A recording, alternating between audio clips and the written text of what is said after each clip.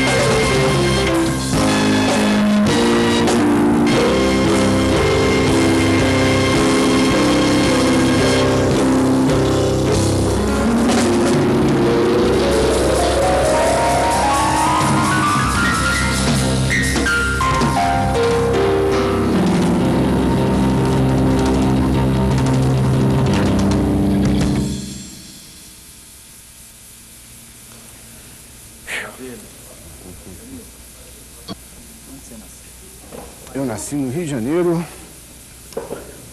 e 1900, me esqueci a data exata, mas é por aí. Que bairro? Foi nesse século.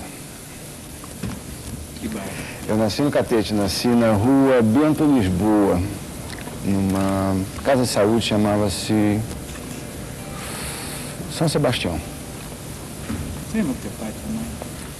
Você lembra minha mãe e meu pai? Lógico, eu lembro muito bem. O homem pequeno, como era o homem pequeno? Como era minha mãe? Ah, como é que era? Eu pequeno? O que eu fazia? Eu ia para a escola, eu tomava café, eu gostava de café com leite, com pão com manteiga. Amigos? Amigos muitos.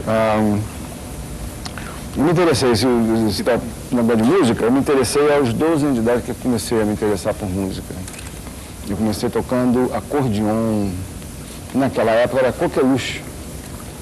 A gente tinha várias academias, mas a mais famosa era o Mário Mascarenhas, que você lembra da Conchita, Mário Mascarenhas, aquele negócio todo.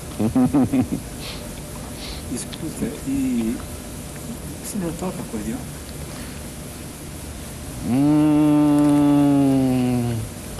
Eu sei que vocês me aprontaram uma aí que eu já soube.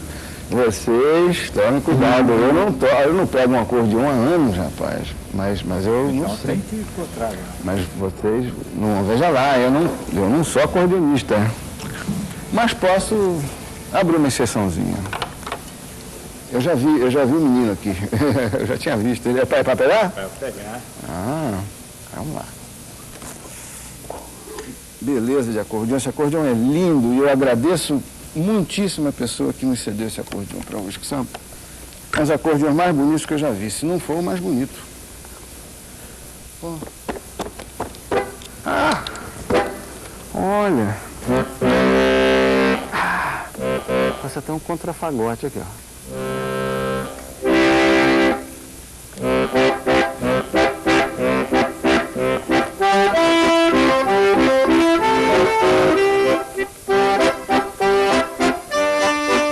Isso eu me lembro. Legal.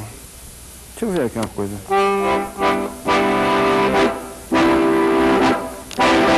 Olha o somzinho do Arte Van Damme aqui.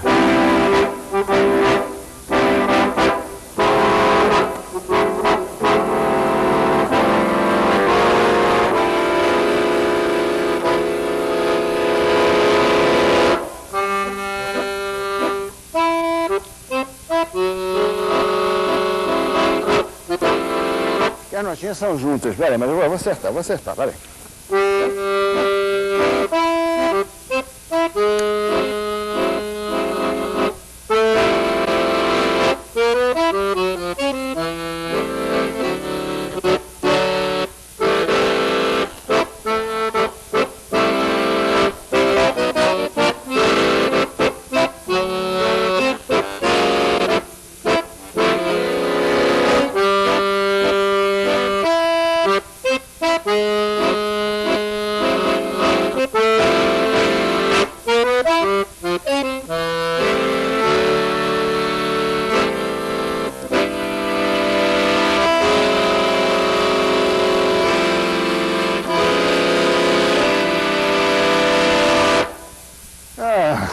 É difícil, tem que praticar, minha gente. Dá uma colher de chá, isso aqui é difícil.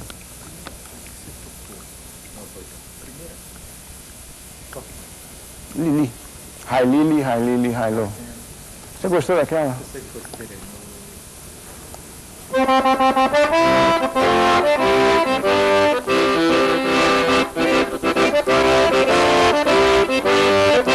O pior é que você só pedia ela com passita.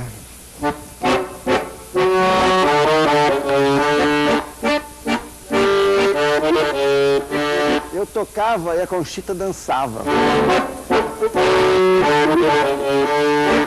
Dance, Conchita, dance. Agora o Mário ficava ali no canto olhando.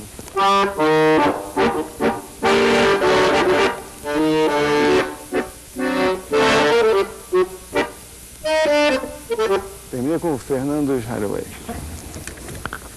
Ah, bonito, esse acordeão é lindo. Quer vender, não? Hein? Não, eu, americano lá sabe fazer acordeon, isso é italiano. Tem que ser italiano. Italiano, você sabe que italiano com juiz de sangue italiano. Eu vi italiano se dá bem com alemão, essas coisas. Aliás, se deram. Desculpe.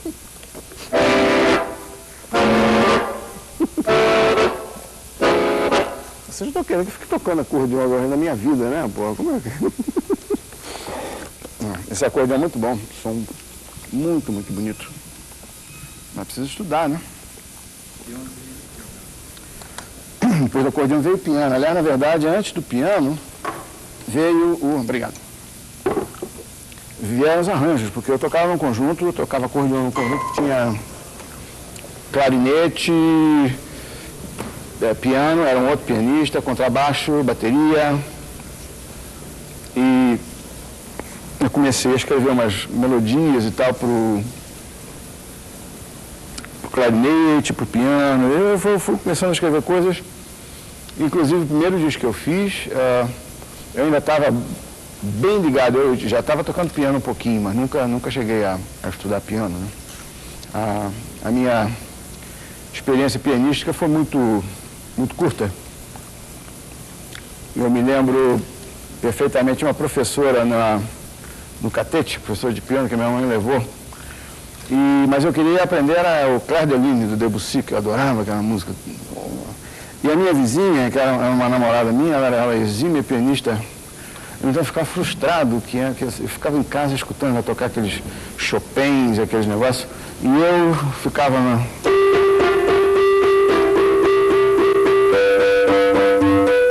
E ela ia.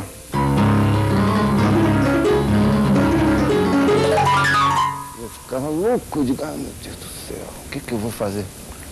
Aí eu fui na professora, eu disse, a senhora tem que me ensinar a tocar Clair de Lune. Ela disse, você tem que tocar a marchinha do soldado de chumbo.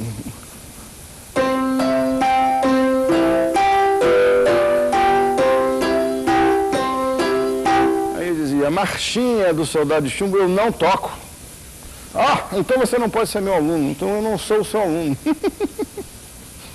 Aí eu fui para casa e comecei a estudar o Clair de Lune, até que eu tirei o Clair de Lune e até que um dia eu cheguei a tocar esquerdos em dó sustenido menor de Chopin. Aí cheguei a tocar isso. Mas eu nunca entendi, nunca levei esquerdos, mas eu tinha as duas mãos, eu nunca consegui tocar só com a mão esquerda. Você nunca estudou arranjo? Não, o arranjo foi baseado num livro de canto orfeônico que existia na escola do Pedro II, em que tinha uma tessitura para alguns instrumentos. E fui convidado a fazer um disco, orquestrar um disco para o Paulo Silvino, que é um grande amigo meu, filho do Silvino Neto. Posso contar? E o Altamiro Carrilho me chamou lá na Copacabana, viu que era um garoto ainda. Na verdade, quando eu fui chamado a fazer, eu tinha 16 anos, e ele perguntou, você sabe mesmo fazer arranjo? Eu digo, lógico, você não sei, quem não sabe fazer arranjo? Mas esse negócio, porra, todo mundo sabe fazer arranjo. Sim, tá bom, então, que formação você vai usar? Eu digo, a formação, formação, aí, isso aí que tiver aí e tal. E se você vai usar cordas, aí eu pensei no meu sapato, eu digo, vou usar cordas, sim. Aí foi por aí fora. Mas aí, o que eu cheguei em casa, eu não tinha noção do que era uma partitura. Então eu tirava o negócio da mesa da minha mãe, botava os pedaços de papel na mesa e ficava escrevendo. Na hora do jantar, aquela desgraça, porque eu tinha que tirar o papel tudo outra vez, e aí era tudo no jantar, e eu ficava com uma pressa, como comer logo, todo mundo está demorando muito. Tirava a mesa, botava o papel ali. E foi assim que eu fiz o arranjo. E as cordas que eles me falavam, eu não tinha muita noção do que era uma orquestra de cordas. De formas que eu sabia dos violinos, que eu escutava aqueles gatos sempre, aqueles negócios. Eu sei que é violino, porque eu sei que eu já vi tocando. E agora o resto eu não sei. Não sabia de viola, não sabia de violoncelo. As violas não existiam para mim. O violoncelo para mim parecia clarone, porque o rapaz do conjunto tinha um clarone também, tocava de vez em quando. E aí? Aí eu escrevi clarone e violinos. E a trompa, que eu não sabia o que era uma trompa ainda, eu pensava que era um bombardino. Então eu chamei um rapaz da banda militar que veio tocar bombardino. Eu até que o rapaz tocou direitinho. E aí deu tudo certo. Flauta, logicamente, Altamiro Carrilho tocava, e o resto era simples, era guitarra. Hein? Que música era? Foi um disco que chamava-se Nova Geração em Ritmo de Samba. Foi lançado pela Copacabana, que entre outras pessoas tinha a minha grande amiga Claudete Soares, todos os meus amigos, Durval Ferreira, Maurício Einhorn e o Paulo Silvino. Até o Nonato Guzar participou desse disco. Diga. Paulo Silvino cantava? Cantava. Ele foi um dos que acompanharam a Bossa Nova, né? Quer dizer, mas o estilo de música dele era mais, assim, uma coisa mais leve. Ele queria fazer mais, era, como é que se diz, blague com relação à Bossa Nova. Mas coisas muito interessantes que ele fez naquela época. E aí, o conjunto? Eu ensinando violão, assim, mas foi bem mais tarde. Foi quando eu estava na faculdade, estava na PUC, e eu precisava de juntar um dinheirinho, porque eu queria comprar um carro e também ajudar minhas despesas. Eu dava aula de orquestração e de violão também. De violão eu pegava um ônibus e ia de casa em casa dando aula de violão. Eu me lembro que naquela época era 19 cruzeiro ou 20 cruzeiro que eu cobrava, uma coisa assim, uma coisa banal mesmo. Mas ajudava, né? E a aula de orquestração eu tive 2 grupos básicos de alunos e alguns esporádicos. Uns continuaram a terminar, outros não chegaram a terminar. Eu acho que a minha primeira sala tinha o Dori Caymmi, Oscar Castro Neves, Mário Castro Neves, Menescal, o Barbudo, Magro do conjunto MPB4, foi Barbudo. Um dos dois. Pode ser o Magro Barbudo. Resolveu o caso. O segundo time, acho que era Antônio Adolfo, Marcos Vale. Tinha mais uns 2 ou 3 que não seguiram, né? O que mais? Esporádicos assim, foi o César Mariano Camargo, que veio, que ele tinha muito medo de fazer arranjo. Naquela época ele me ligou, não sabia o que fazia, como fazia. Eu digo, bom, você não tem que fazer, era um negócio que ia ser feito no Rio. Eu digo, você vem para cá, fica aqui em casa. Sim. E a gente... De arranjadores que eu escutava naquela época eram básicos, eram Gil Evans, George Russell, do lado do pop era o Mancini, foi sempre meu favorito, Shorty Rogers, Marty, qualquer coisa que eu esqueço o nome dele, tinha um som espetacular, da Califórnia, como é que é o nome dele? Marty Page, um dos meus favoritos. E aqui você assistiu a orquestra da Baixada? No Rio, o que eu fazia para aprender mais sobre orquestração, eu ia fim de semana para ver o baile da Orquestra Severino Araújo e ficava atrás da orquestra, estudando as partes que ele escrevia para os metais. Ele ria muito, achava tudo muito engraçado.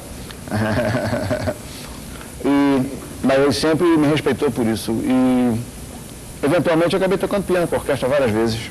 Mas aí não dava para ir para trás do trombone, né? Porque não dava, ficava muito longe. Mas o... Festival. Era um estranho festival. A vida é um festival. O festival da canção, eu acho que um dos primeiros anos do festival eu estive envolvido. Houve uma época aí que eu era um júri permanente. De qualquer festival me chamavam porque achavam que eu tinha cara de júri. Então eu fui participar da comissão de seleção das músicas do Festival da Canção, que era selecionar 20 músicas entre 3.000. Um pouquinho cansativo. Então a gente se reunia lá na Secretaria de Turismo, lá no centro do Rio de Janeiro, e era uma mesa comprida e tinha um gravadorzinho desses que não toca direito e tal. e fita para burro, fita de vinho e um cesto de vinho chamado balaio e um piano, caso a gente quisesse checar alguma coisa. Ora, e aquilo era rapidíssimo, a gente escutava 5 segundos, já sabia do que se tratava, balaio, bom. E essa aqui o título bonito e tal. Escuta, vamos lá, balaio, bom. E foi isso. Apareceu uma fita com 3 músicas do Milton Nascimento. E aí a gente escutou. Quais? Morro Velho? Morro Velho, Maria Minha Fé e Travessia. A gente escutou. Eu, logicamente, tão rápido, eu não tive, assim, noção de parar e checar alguma coisa, mas o que eu fiz, a fita foi balaio, de cara. Aí eu disse assim, eu vou levar essa fita para casa que eu quero ver o que é isso aí. Aí eu levei para casa, sentei lá no meu pianinho e tal, chequei uns acordes. No dia seguinte que eu voltei para a seleção, eu disse, pessoal, aqui, escuta isso aqui. Aí chamei o maestro de Panicari, que sempre esteve do meu lado, sempre foi meu amigo. Eu digo, maestro, aqui, esse cara tem coisa aí, pô. Aí tinha um outro que era mais do lado da poesia, do lado das letras, que disse assim, quem é esse? Eu disse, é o Milton Nascimento, vê aí as letras dele. Ele pegou as letras com isso, esse Morro Velho tá interessante aqui, tô lendo aqui. Eu digo, eu não escuto tudo direitinho. Aí escutou, né? E aí pronto, aí deu o que deu, né? As 3 músicas foram classificadas, foram pro festival, eu fiz os arranjos do Milton pro festival, o Milton acho que não me lembro exatamente o que aconteceu. E depois disso nós ficamos em contato e começamos a trabalhar juntos. Eu consegui que o Creed Taylor, que era um produtor americano, viesse aqui contratá-lo, porque o Sérgio Mendes queria também contratá-lo então a gente tinha que mais ou menos explicar que era um outro esquema diferente. Fomos para Nova York, eventualmente, e fizemos o disco do Milton lá em Nova York. E a sua participação no festival como músico, arranjador, Dia das Rosas, Espírito Santo? Aí nós vamos ficar aqui 5 horas, aqui, tem de coisa para falar. Tem que dar o gancho para o Espírito Santo. E fala do Dia das Rosas, que foi um bom fato. E também com relação ao festival, eu acabei me envolvendo bastante, principalmente com a maioria dos compositores. Eu fiz os arranjos do Sabiá, que venceu, do Chico Buarque e do Tom, que venceu o festival. Eu fiz os arranjos do Dia das Rosas, que foi um bafafá no festival, revolucionou lá o negócio de julgamento, uma briga, porque o pessoal queria música de mais qualidade. Fiz também, submeti uma música minha que chamava-se Dia de Verão ao festival e que não passou do 2º lugar da parte nacional. Mas que eventualmente, eu não sei se subconscientemente, eu botei no lado B do 2001. Então foi uma música que vendeu, não sei, talvez mais de 6 milhões de cópias, né? No mundo inteiro. Então, acabou sem querer sendo a música brasileira mais vendida em questão de disco, né, do mundo. Eu acho que superou o Garoto de Ipanema, porque o Garoto foi mais gravada e mais executada. Mostra pra gente.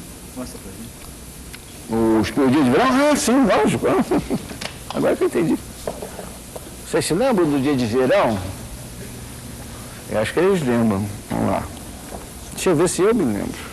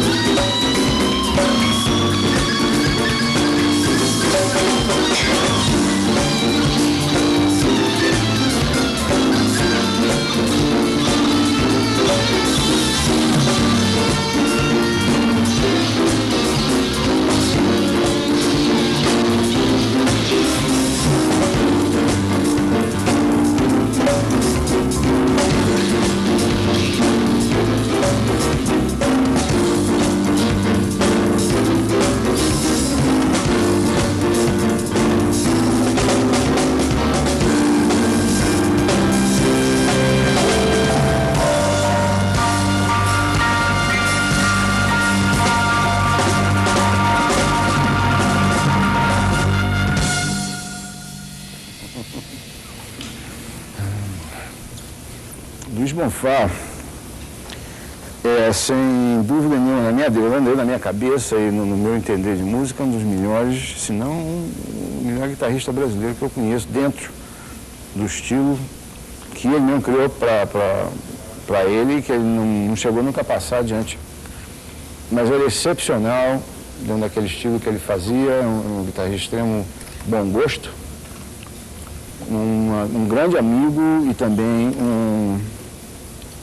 uma pessoa muito séria, é a pessoa que me ajudou na minha carreira também, a quem eu devo praticamente a minha ida aos Estados Unidos. Tem alguma coisa assim? Mais alguma coisa? Manhã de carnaval? Manhã de carnaval? Sim, como não?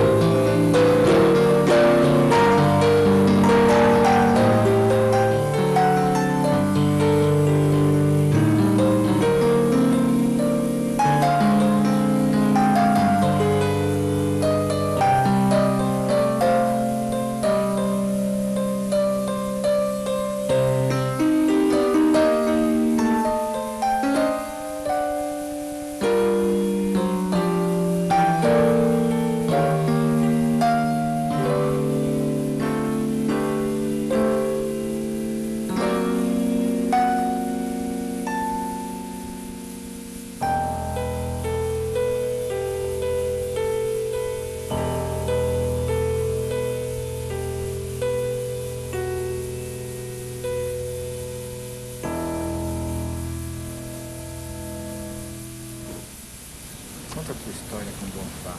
Pergunta se você foi expulso do Brasil, que ninguém te dava trabalho. Eu não fui expulso, não cheguei a ser expulso do Brasil. Eu simplesmente fui tentar novas fronteiras, como muita gente. Naquela época, ou antes de mim e depois de mim, tentaram. Você tem muito trabalho? Eventualmente, eu sentia já desde a época do Brasil, que eu já sentia uma dificuldade em trabalhar aqui com o estilo que eu estava fazendo. E principalmente em questão dos arranjos de música popular brasileira que eu estava tentando fazer, adaptando certas ideias do Gil Evans e desse pessoal. E ao ponto de que as cantoras ou os cantores, às vezes, tinham dificuldade começaram a reclamar do meu trabalho, que estava muito difícil, etc. e tal. Bom, mas eu acho que o mais importante do que isso é o fato de que eu cheguei em Nova York no domingo e na segunda-feira eu já estava no Village Vanguard assistindo o Ted Jones e Mel Lewis com arranjos fenomenais, inclusive do Bob Brookmeyer, que era o meu favorito. E tinha 15 músicos na banda e tinha 3 na plateia. Aí foi o primeiro dia que eu tive noção da realidade da coisa. Eu tive um choque muito grande, eu fiquei, acho que talvez até quase um mês sem saber o que pensar, o que fazer, porque eu não tinha noção de que era assim. E a gente aqui do Brasil pensa que é uma coisa e não é. eu eventualmente comecei a ter que pensar em como sobreviver. E eu então comecei a trabalhar com comerciais, felizmente coisas boas, coisas interessantes, que envolviam a banda, assim, 4 trompetes, 4 trombones, 5 saxofones, piano, baixo, bateria e guitarra. Trabalhei muito dentro desse estilo e gradualmente tentando me conter dentro do que eu estava escrevendo e do que essa fase de jazz, que está completamente imbuído, de Oliver Nelson, esse pessoal todo, Benny Golson, que sempre foi o meu favorito. Eu tive que defasar isso, porque realmente eu descobri que no país de origem desse estilo não existia trabalho para esse pessoal. Lembra no Gino, uma coisa assim que você tem feito? Comercial. Produto. Hã? Produto. É um Falstaff. Cerveja canadense, uma Falstaff.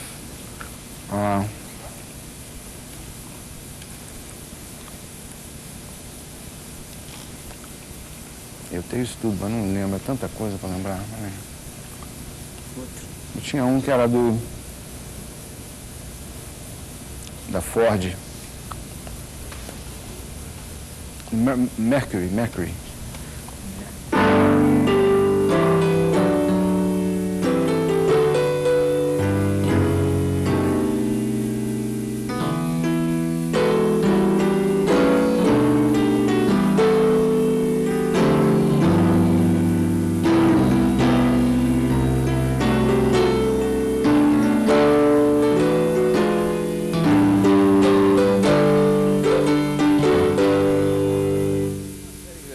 This is Mercury. E essa era a linha, e aí eu desenvolvia diversos arranjos, inclusive coisa mais jazzística, né? Assim, mas mais dentro de um esqueminha mais simples, né? Meu Deus, tem que ter lista. Teve a fase brasileira, vamos dizer assim, que é onde, do momento em que eu comecei a ficar conhecido em Nova York, tinha sempre muito brasileiro. Naquela época, bastante brasileiro em Nova York, como em Los Angeles. Então pintou Walter Vanderlei, pintou Astrude várias vezes, pintou Marcos Valle, pintou Paul Derman fazendo um disco brasileiro, né, que você falou que eu toquei violão até. Aí pintou o Tom mais tarde, pintou um monte de gente, eu não lembro, tanta coisa.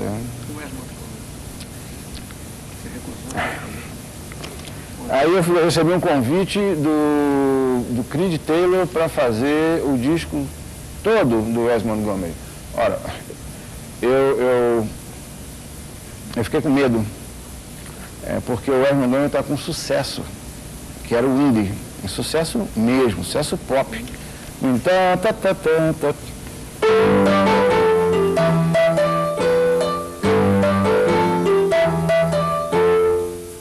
o maior sucesso. Aí eu fiquei com medo e eu saí fora. Eu disse, não, o disco todo eu não faço, eu tenho medo. O cara achou engraçado. Eu não deveria ter feito isso, mas o que eu posso fazer? Aí ele disse, então faça pelo menos alguns arranjos. Tudo bem, alguns arranjos eu faço. Então eu dividi o disco com o Don Sebesky, que era o arranjador normal dele. E eu disse assim, olha aqui, bom, talvez seja essa a oportunidade de eu fazer o meu esquema jazzístico, fazer os meus sons, minhas coisas. Então eu bolei um som, que era, naquela época eu gostava muito de um trompetista, tentando lembrar o nome dele, não sei se era Erg Royal ou um outro cara que ele usava muito. E eu bolei um som que era um violoncelo, um trompete com surdina, Hammond, uma voz e... o que mais que eu tinha? Eu tinha um trombone. E tudo entremeado com um negócio que ele tinha que tocar naquelas oitavas dele, né? E escrevi os arranjos todos bonitinho. Fui para a gravação, estava ele sentado assim, e a gravação, eu estou tentando lembrar, o Herbie Hancock, baterista eu esqueci. O baterista é o Grady Tate. o baixista era o Ron Carter e o Herbie Hancock, lógico. E no percussão eu acho que era o Rei Barreto, que era sempre ele, de forma que tinha que ser ele. Aí eu cheguei e disse assim, vamos passar, então vamos passar. Era a música do Raul Schifrin, Down Here on the Ground, que é uma música de um filme Cool Hand Luke, que era um tema do filme. E eles vão passar e tal, e o pessoal passou e tal, mas ele não, ele estava olhando, ele ficou olhando assim para a pauta, para a música, né? Aí eu disse assim, tá bom. Tudo bem, tudo bem. Vamos passar outra vez? Vamos passar outra vez. Vamos. Aí, e ele não tocou. Aí eu fui lá e disse, isso aqui a gente começa com essa introdução. Aqui você faz tão, tão, tão, tão, tão. E depois a gente passa para essa parte assim. Aí ele olhou para mim e disse assim, eu não vou por isso aqui não, eu vou por isso aqui. Eu disse, Aí foi isso para mim, simples, mas para mim é muito sério isso. Porque eu respeito o músico, lendo ou não lendo, né? Porque tem músico que não lê e não precisa de ler. Tem uns que leem e não precisam de não ler. Quer dizer, em outras palavras, é independente, eu acho que o músico é um músico independente de leitura ou não leitura. E aí eu entendi bem o que ele quis dizer com aquilo, né? Ele quis dizer com aquilo que eu era um boboca. Foi. Pensa bem. Porque eu fui pensando que, naquela época eu estava pensando que os arranjos, entendeu? O negócio não é um arranjo, não é o que você escreve numa pauta, o negócio é o que você tem dentro de você. Nesse ponto eu era um boboca. Então, no dia seguinte, que nós fomos gravar o trompete, o cello e tudo, não deu certo. Lógico que não deu certo. Porque ele tocou o que ele quis tocar naquele dia, ele tocou o que ele sentiu. E o que ele sentiu não era o que eu tinha programado para ele sentir. Foi aí que eu comecei a desconfiar que o sistema de você fazer as coisas à vontade é mais importante.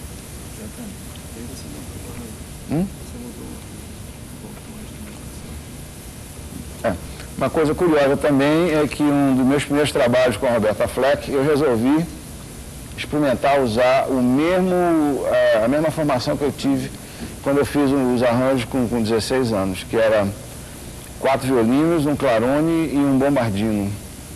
E todo mundo achou genial. Aquilo me abriu as portas na Atlantique, que eu trabalhei para eles um tempão com essa bobagem. Tudo bobagem, né? Veja bem, eu não me proponho a fazer nada pretensioso e nem quero. Mas são coisas assim, ideias, isso é que vale, são coisinhas que você vai fazendo que as pessoas vão achando super interessante, né? E como é que é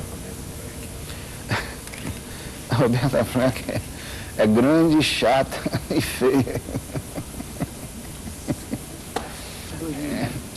O apelido dela, o Eric Gale, que é o guitarrista, deu o apelido nela de Roberta Fleckula. Como se fosse Roberta Drácula, Roberta Fleckula. Porque eles falam Drácula, então Roberta Fleckula.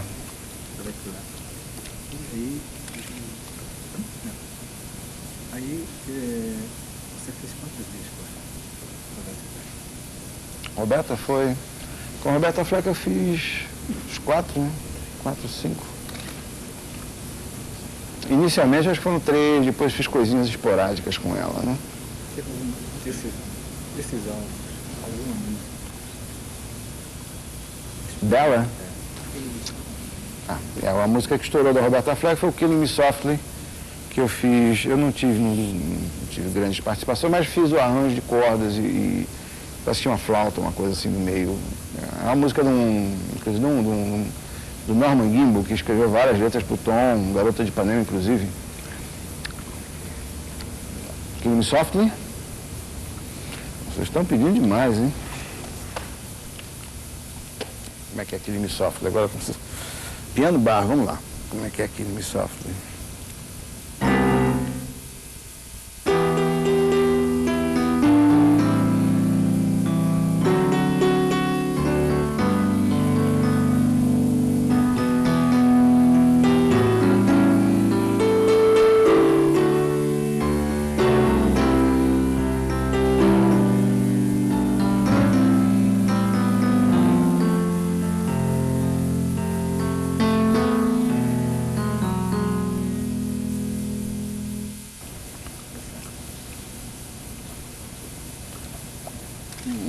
Cheguei bem a passar fome. Eu comia mal às vezes, né? Porque a comida era horrível, né?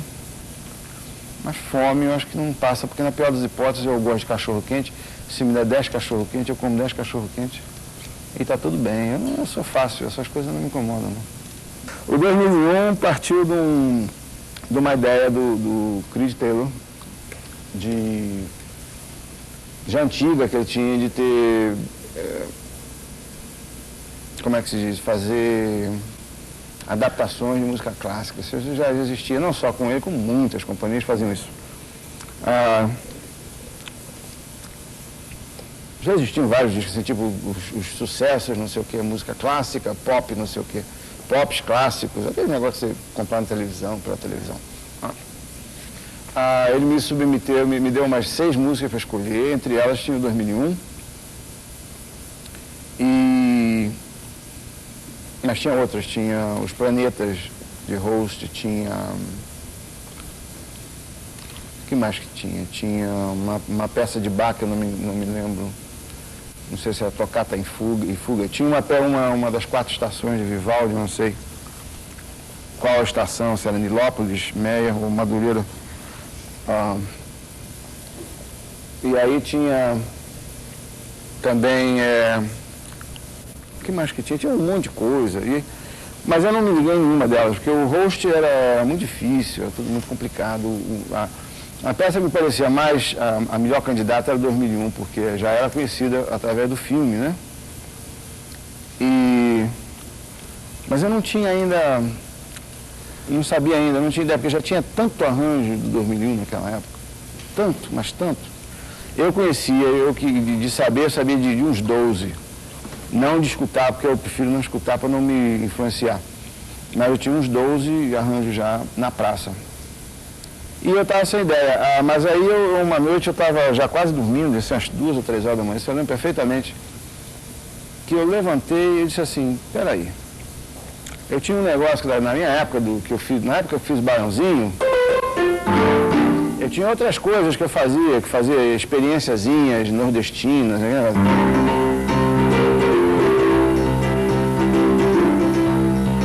Eu tinha várias frasezinhas, eu geralmente gravo uma frasezinha e depois termino a música. Então eu tinha um negócio que era assim.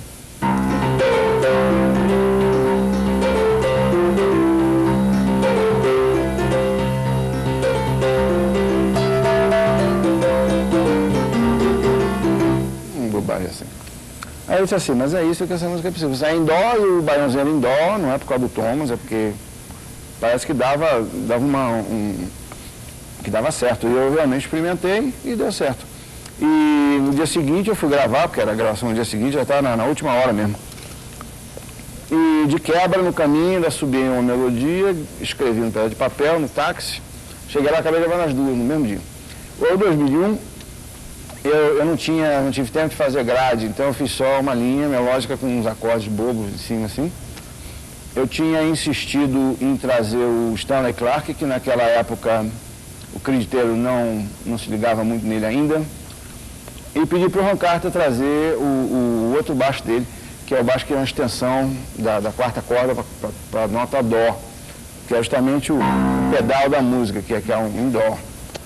E eu lembro que naquele dia era eu, Stanley Clarke, Ron Carter, Billy Cobham, que era o baterista famoso, ambidextro, que ele toca igual com as 2 mãos, treina o tempo todo, não para de treinar. Tinha o Jean Tropea, que também era novidade para o Creed Taylor, que eu pedi que fosse o Jean Tropea, ele chamou. E o Rei Barreto, de congas. E eu disse, pessoal, vamos passar isso aí para vocês. Todo mundo, logicamente, já conhecia o tema. Então a gente começou a brincar a título de ensaio e eu comecei a dar sinais de cabeça, assim, cabeçadas e tal, pessoal. Então, se você olhar, não tem muito um formato assim pré-definido. Eu fui dando ideias para ver o que acontecia melhor. O meu solo de piano nem contava, porque eu não estava pensando em solar. Então eu teria sido até melhor, que se eu pensasse ficava horrível. Então, eu dei sinal para o guitarrista, dei sinal para o baixista, dei sinal para o baterista fazer as viradinhas. E a gente acabou chegando até o fim perfeito, e assim, coordenação. E depois disse assim, eu falei, isso ficou muito bom, né? Vamos gravar, tal. Aí o cara disse, não, já está gravado. Eu digo, como está gravado? Isso foi ensaio, não tem nada aqui. Não, mas já está bom. Eu digo, não, mas não está bom nada, você é louco, aqui está bom. Não, mas não está, mas isso foi espontâneo, muito legal. Eu digo, sim, mas pá, eu errei para burro, fiz o solo muito comprido. Isso a gente dá um jeito. Aí eles, mas por insistência minha, nós fizemos mais um take e realmente nunca mais ficou igual.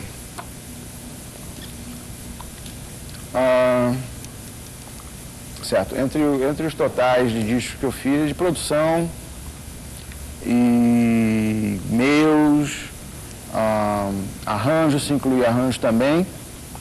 Eu não vou incluir arranjos, acho que só incluí produção e discos meus, vendeu mais de 20 milhões de cópias. Nos Estados Unidos, não conto o mundo que eu não sei. Nos Estados Unidos eu sei.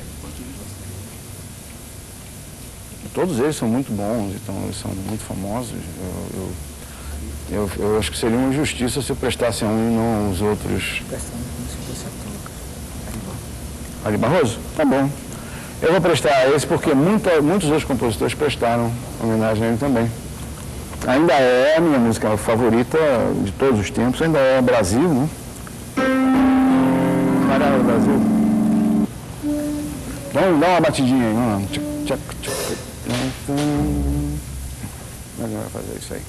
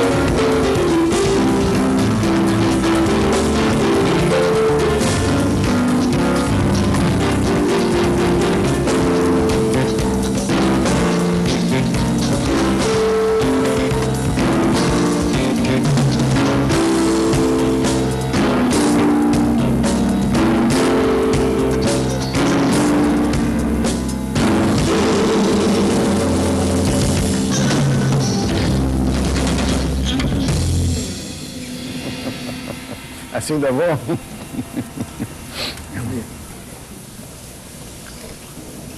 Se eu fosse escolher um músico americano, um tema americano... Gershwin? Eu só? Todo mundo?